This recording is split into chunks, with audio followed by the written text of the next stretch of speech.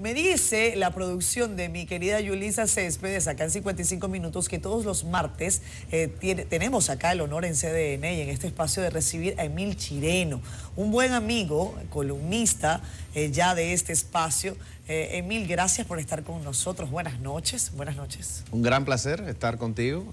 La verdad es que me siento muy feliz de compartir aquí.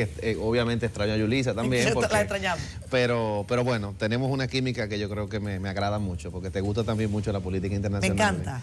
Y bueno, siempre tratamos de traer un tema los martes distinto. Y yo creo que el de hoy merece enfocarse en ese péndulo izquierda-derecha que siempre uno usa para hablar de América Latina, y merecemos enfocarnos no solamente en la ola de gobiernos progresistas o un poco más de izquierda o centroizquierda que están emergiendo ahora, sino qué está pasando con la derecha conservadora latinoamericana, porque por algo están ganando los Petro, por algo gana Boric, por algo probablemente gane Lula, no lo sabemos, por algo está Pedro Castillo. ¿Qué está pasando? O sea, ¿cuál es el...? Cuando ganó Bolsonaro, no sé si recuerdas que muchos pensaban que vendría una ola de gobiernos similares, de Trumps tropicales, como le llamaba un analista brasileño que me da mucha risa. Y Bolsonaro aparentemente se quedó como el único Trump tropical. ¿Qué fue lo que pasó ahí? ¿Por qué no hay más?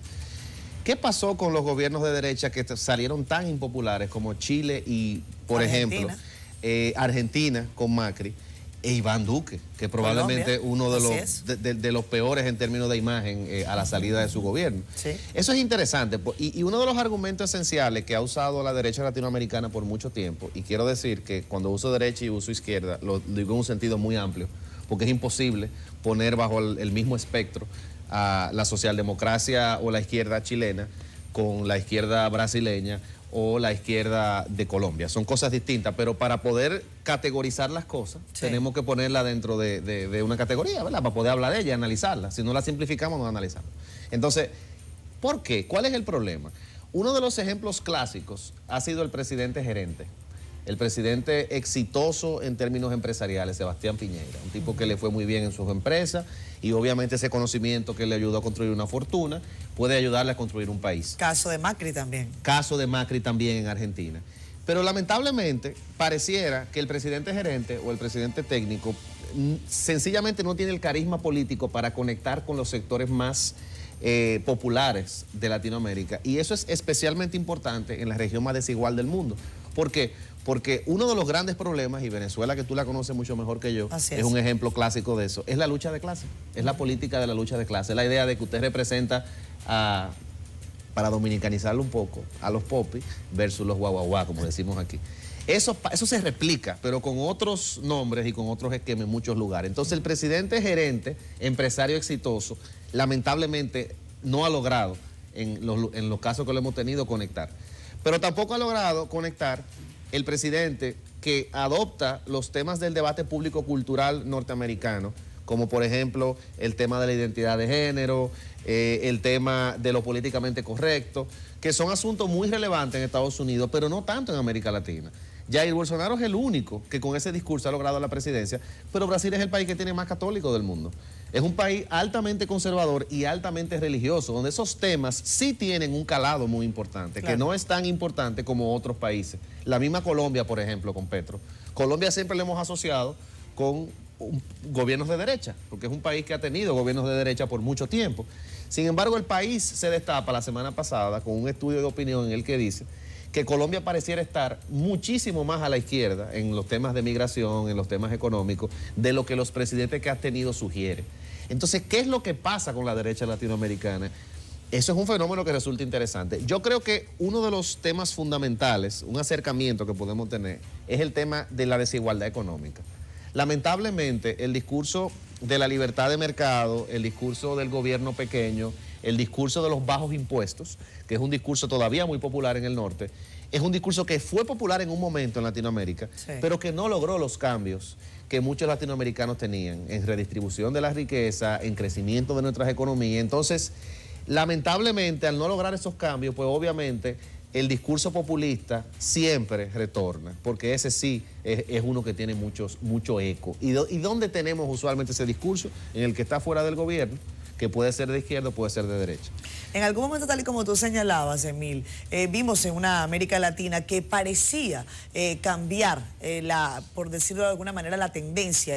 Hace quizás unos 10 años veíamos a un Hugo Chávez en Venezuela, a un Evo Morales, posteriormente a un Rafael Correa en Ecuador. Todo ese tablero, incluso con el presidente Néstor Kirchner, fallecido en Argentina, se establecía una suerte de tablero ideológico con una tendencia izquierdista en América Latina, sobre todo en Centro y Suramérica.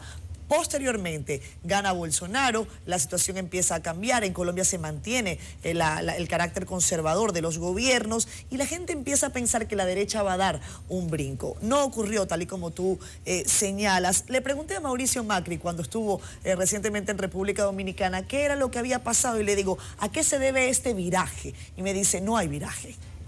Me dice, no hay viraje. Se trata del triunfo del populismo, así lo llama él. Él dice que no se trata de gobiernos de izquierda, sino de gobiernos de carácter populista. Y quizás es bueno hacer algún tipo de excepción, y tú mismo lo has dicho.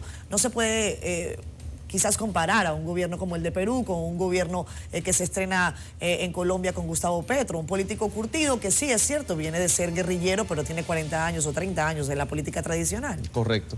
Además, hay una diferencia muy importante, pero fundamentalmente importante, entre esa época del 2000 al 2010, 2012, cuando se dan estos gobiernos de Correa, de Chávez y de Evo, y lo que está pasando hoy. Y la diferencia es económica. Latinoamérica estaba boyando. Estábamos en el boom de los commodities. Todo lo que nosotros exportamos, nuestra materia prima, estaba en unos precios enormes. Entonces los gobiernos tenían mucha plata para redistribuir. Ese no es el caso.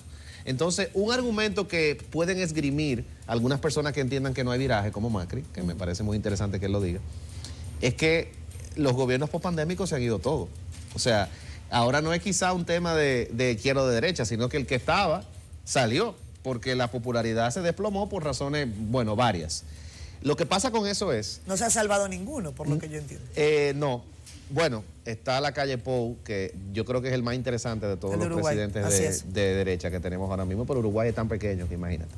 Y es el siguiente, el miedo al comunismo y el miedo al socialismo ya no gana votos como ganaba en los 90. Y ese es un discurso que ya luce gastado. Mire el caso de Sebastián Cast en las elecciones donde ganó Gabriel Boric. No, si viene este tipo, comunismo, Allende, se acabó el mundo. ¿Se acabó el mundo? No, no se acabó el mundo.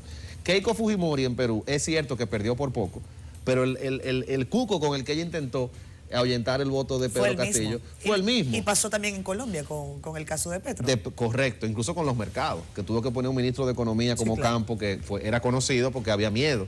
Entonces, ya eso no está vendiendo mucho. O sea que yo creo que viene... Pero tal vez no vende, pero limita las acciones gubernamentales una vez que se obtiene el poder. No, claro, porque una cosa es ser candidato y otra cosa es ser presidente. eso siempre ha sido así. Yo lo que te quiero decir es que yo creo que tiene que haber una reinvención del discurso. O sea, ya no se trata de tomar las ideas que en Estados Unidos son populares y los temas...